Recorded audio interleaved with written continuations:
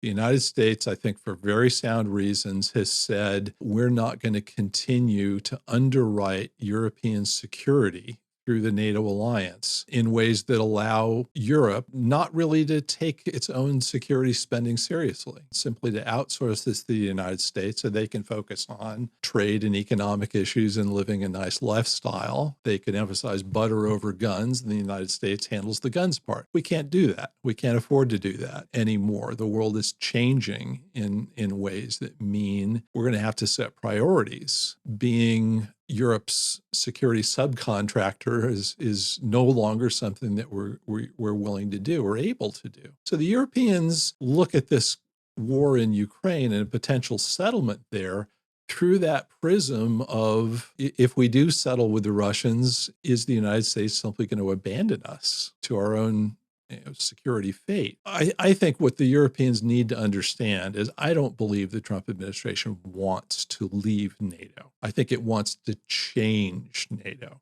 to change the relationship between the United States and its allies within that alliance, but not to destroy it. And that doesn't mean the United States is going to leave. I think we're going to stay as part of the alliance. We're going to stay in Europe. But I think Europe is going to have to step up its own military industry, its own production of weapons. And I think Europe is going to have to bear the vast bulk of the ground force burden when it comes to being a counterweight to Russia.